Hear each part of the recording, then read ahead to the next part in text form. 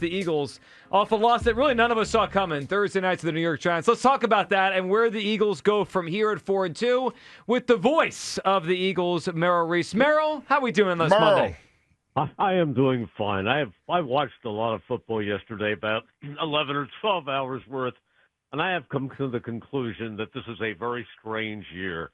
It's an up and down year. There is no team in the National Football League that I look at right now and say, that team is a lock for the Super Bowl, or this is the team, because it goes on. 1 week they look great, and 2 weeks later they fall down the chute. It's a crazy year. Mayor, I agree with you on that. I don't think there is one dominant team, and it's probably going to be just whoever's playing the best football and maybe has the best path when we get to January. Merrill, what was your thought Thursday as you watched the Eagles lose a game that we haven't seen them lose one like that in a while? You know, the loss to Denver, all right, it was a kind of a toss-up game. It happens, tough ending.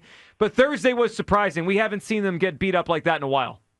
No, it was a long time ago when the Eagles lost a game like that, and especially against a team like the Giants, who the week before had lost to a previously winless Saints team. So it was disappointing, but these things do happen. I remember coaches, I think it was Dick Vermeil, who said one time years ago, you're never as good as you think you were after a game, and you're never as bad as you thought you were after a game. And look, the Eagles didn't play well then, but it's not the end of the world. And there are 11 games left, and you have a good coaching staff, and you have a great organization, you have a great quarterback, you have a lot of reasons that this team can turn it around and win this week in Minnesota, and then maybe take off from there. But again, the thing is, we talk so much about play calling and offensive coordinators. And this, I hate to go back in ancient history because I'm not somebody who lives in the past, but many, many years ago, the Eagles had an offensive guru who worked with Dick Vermeil. Hugh, are you aware of the name Sid Gilman? Sid Gilman. Sid Gilman was the coach who actually invented the West Coast offense and taught it to Bill Walsh, who was the coach of the 49ers. He was the inventor. He was the mastermind of all offense. Sid Gilman, his name was. And I used to bother him all the time when he was with Vermeil. Explain this, explain that. And one time in Washington, he said to me, sit down. I'm going to tell you something. Tomorrow, we're going to play the Washington Redskins, and they were the Redskins then, and we know exactly what they're going to do. They're going to give the ball off to 44, and that was the great running back, John Riggins, and he's going to run the counter tray. And you know what? We're still going to have our backsides handed to us because we can't stop it. He said there are 60,000 offensive coordinators in the stadium every single week. But the most important thing is not play calling, it's execution. And that's the thing right now. You're not getting the thrust, you're not getting the play that you need from both the offensive line or the defensive line. And watching the game last night, there were times when television showed, and they broke it down, how the offensive line was thrusting forwards and creating these huge holes for the running backs.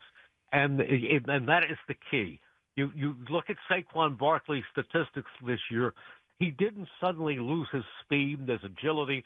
You're looking, his contact point for the first time last year was over 2 yards per carry, and now it's at the line of scrimmage. So it's a lot more than what you call, it's mostly execution. Yeah, Mayor, I agree with that. And Saquon echoed that after the game, that it really is not about what they call, it's about how they go do it and sticking with it. Merrill, the other thing going on right now is they're pretty banged up. I mean, Jalen Carter did not play in that game on Thursday. Quinyon Mitchell came out of that game, obviously still without Nolan Smith on the IR. It feels like a team that is trying to find itself. But Merrill, they're also not whole right now. And to me, that was the issues on defense. They just have a lot of guys out there that aren't typically the guys we'd need out there. Well, I agree with you 100%. And when you talk about having a mini-bye this week, that's a good thing because hopefully they will be ready, many of them, to come back against the Vikings Sunday. Well, and it's a big one, Merrill, because this game, you kind of look out at the schedule. They have the Vikings this Sunday, then they get the Giants again back here in Philadelphia the week after that, then they're bye. And Merrill, right after that, it becomes the Packers and Lions in a 6-day span. So it feels like we got the next few weeks to kind of figure things out before the schedule starts to turn a little bit here. Well, it's interesting to hear you say it's a big one. Every game in the National Football League is a big one because you know that one loss in the National Football League is equal to a 7-game losing streak in baseball. And it feels like it, Merrill. Certainly on WIP. Doesn't it? It really does. Yeah, Merrill, we that's appreciate you about right. hopping on. Glad you got to enjoy the weekend and watch the football. We will catch up with you and talk to you on the pregame show Sunday. Can't wait. See you then, Joe. There he goes. You. Have a good one, Merrill. There they are. The voice of the Eagles, Merrill Reese.